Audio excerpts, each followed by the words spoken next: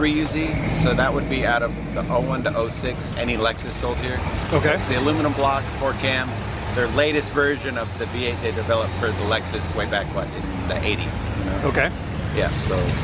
And then, so recently you threw a supercharger on it.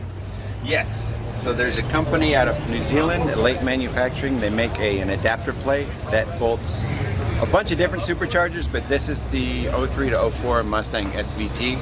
So this is a M112 Eaton.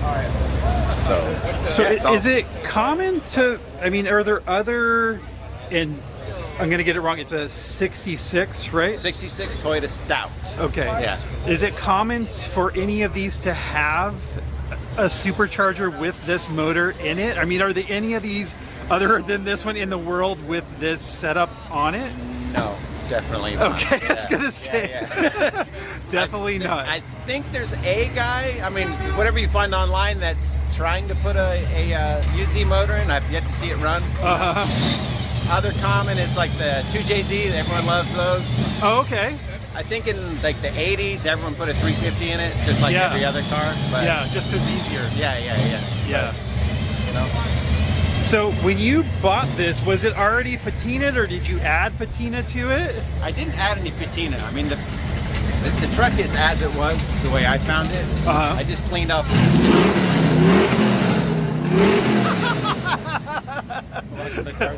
There you go. Yeah, I just cleaned up all the oxidation.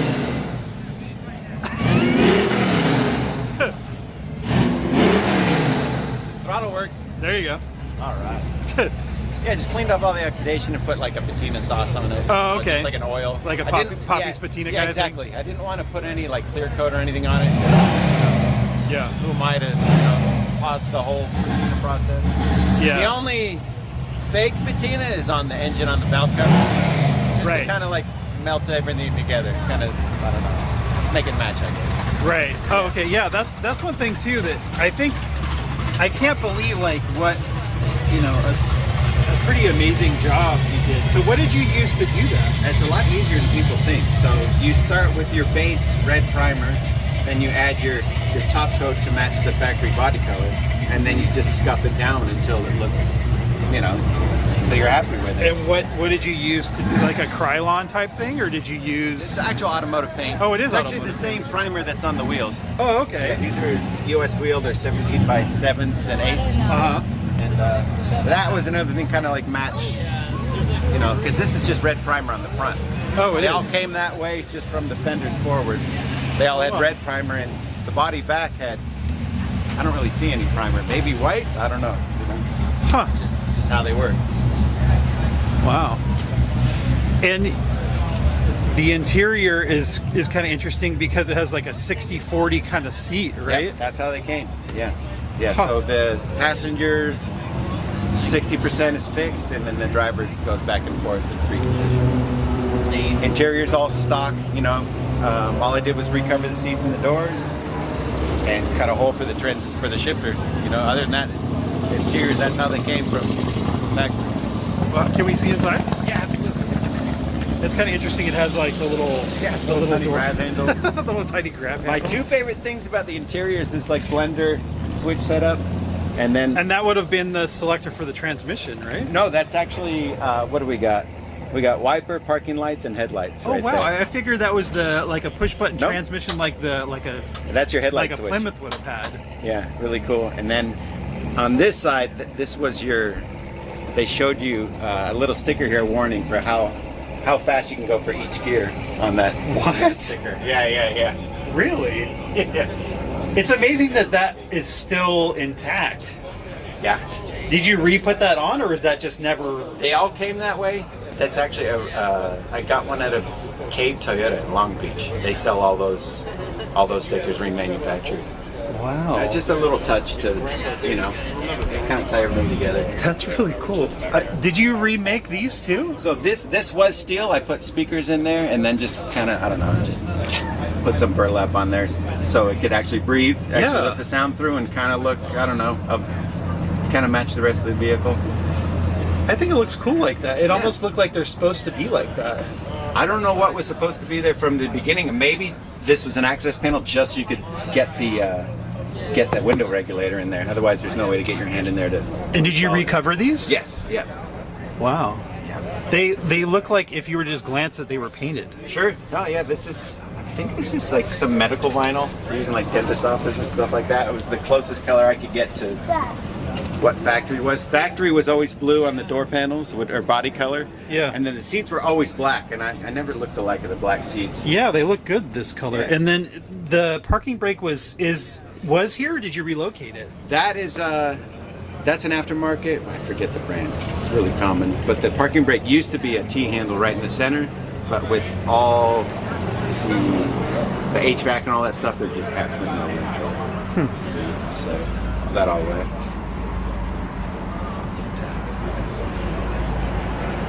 Yeah, it's a work in progress, but yeah, it's just a big toy, you know. So it's on air. It's got R154 Super transmission, the Mark III Super transmission, and then the rear end is a Toyota 7.5 inch. That would have come in like 80s and 90s Toyota two-wheel drive, which is that has an Eaton True Track in it for somewhat of an LSD. I mean, thing's stout, you know. It goes, makes all the right noises, and it's just my big toy. Oh. All right.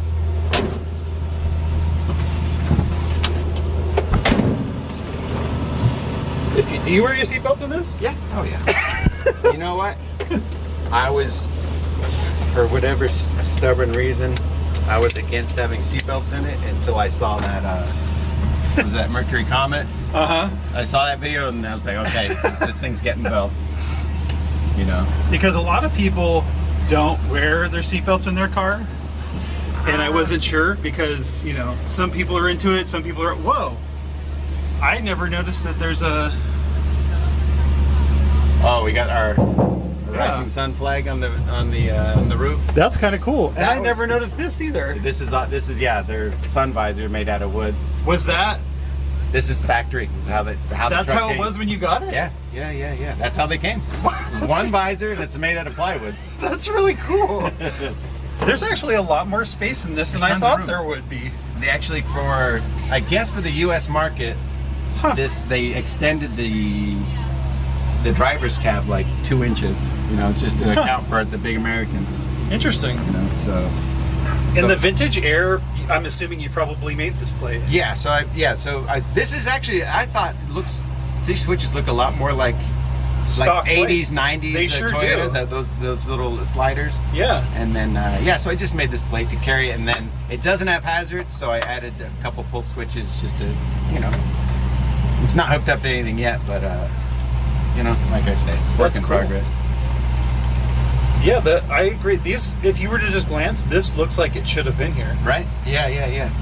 Yeah, they didn't come with anything. It came with a cowl vent, and then this is in the way, so I had to make a little, like, kind of an extension handle. Oh, okay. But it's great. Even without the AC, when the weather's nice, you open the cowl vent, there's tons of ventilation. But, Yeah. Close that up and take her for a cruise. Let's see.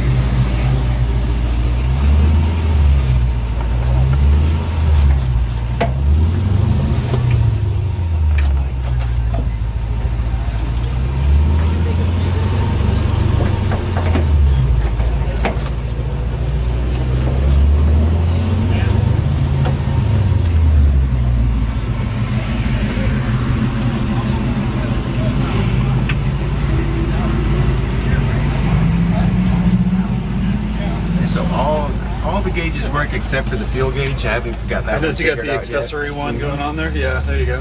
So there's a company out of Florida called LexusV8.com. I sent them my harness and my ECU. They pulled out all the immobilizer, all the transmission stuff, and it's literally, you hook up 3 wires and it runs Oh, okay. almost like a standalone deal. Even got a check engine light wired into the gauges.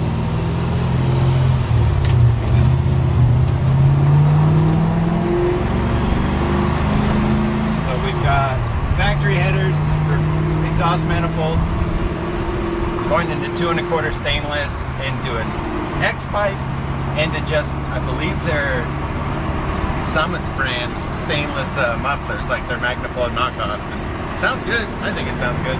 Yeah. You know, it's quiet when you're cruising, and it gets loud when you get on it. You know. Yeah, and it doesn't even sound. It sounds super quiet. Yes. Yes.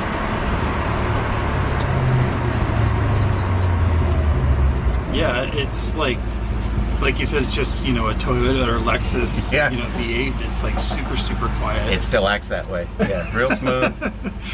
It's gonna start every time. Yeah, oh yeah. Starts every time. Doesn't really stink. Doesn't burn oil. You know. It's I'm having a great time. It's super fun. And now with the, I'll admit the Supercharger was probably 50% of it was the look and the sound. I wanted that whine, and I really wanted, I chose that Charger specifically because it looks kind of that vintage with all the fins and everything on it. It doesn't look like a modern, like wrinkle coated. It's a good looking deal. Supercharger. Yeah, I agree. yeah. Of course, you know, I couldn't leave it alone. I had to like machine off all the years and clean it all up, and spent way too much time on it, but you know, it's done now.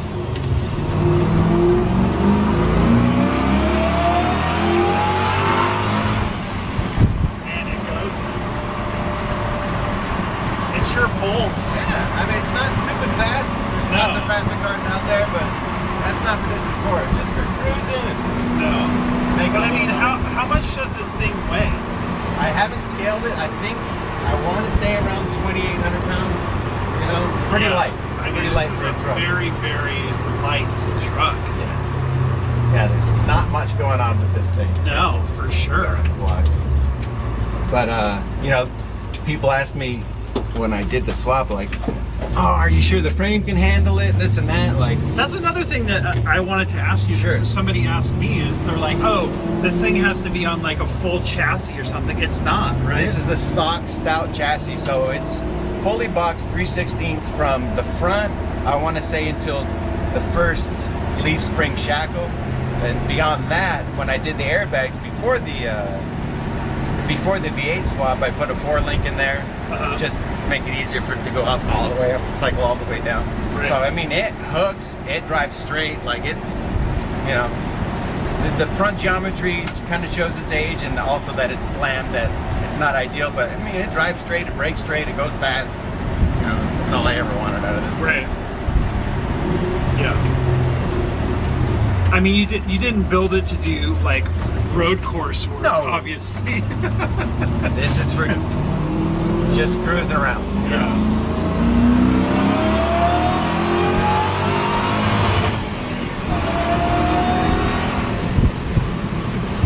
And it's fast. Yeah, see, I don't know anymore, you know, in a world of 1,000 horsepower cars, what's fast, you know? Yeah, and I mean, like, But it's fun, that's all I want. if you were to estimate, like, what do you think this would dyno at? I don't know. I'm not one of those guys that gets caught up in the horsepower numbers. Like, I want to say 350 to 400. if it made 350 at the wheels, or honestly, if it made 300 at the wheels, I'd be happy. I know that this Charger setup makes 70 horsepower overstock at the wheels. you Okay. know? So the thing was rated at, I believe, at the crank 320, Yeah. maybe high threes at the crank. Yeah. Who knows? Maybe low threes at the wheels. Yeah. It's hard to know. But you know, like Yeah. I say, people get so caught up in the dyno numbers that Yeah, I agree. it's And it's not an exact science either. I mean, as you already know, because it's really like that power to weight. sure. Oh yeah, for sure. I mean, that's really the main thing is how much does it weigh, and what does it feel like to you? Well, okay, so let's just say this thing makes the same power as like an SRT8 Charger, Right. but it's 1,000 pounds lighter. Right. You know, that's so- a big difference. You know, Right. throw 4 adults plus the driver in the Challenger, and then it's this, you know, or in Right. this thing, then it's the same power to weight. Right. So that's 1,000 Yeah. pounds is a lot. I mean, oh yeah. that's yeah. that's a little bit of a difference. But it's all the sound.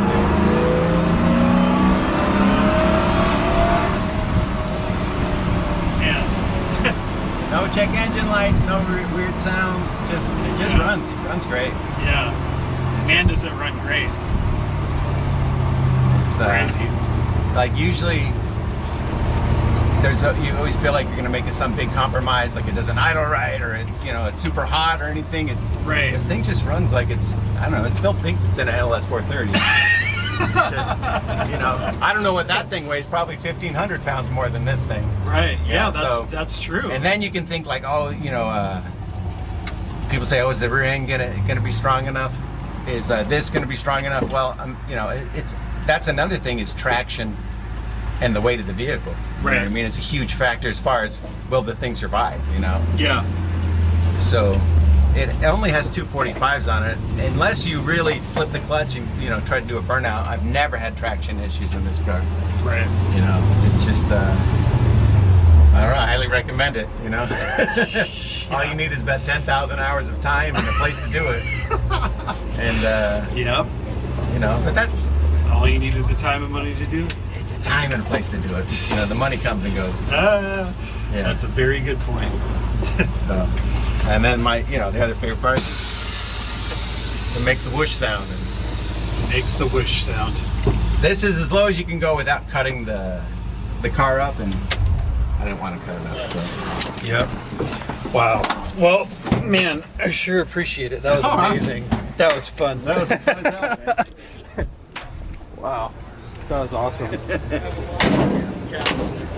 Yeah, so people always ask, like, oh, is it fast? I'm like, I don't know. Yeah, it sure is, man. That's awesome. Thank you. Take care. Good to see you. Appreciate it.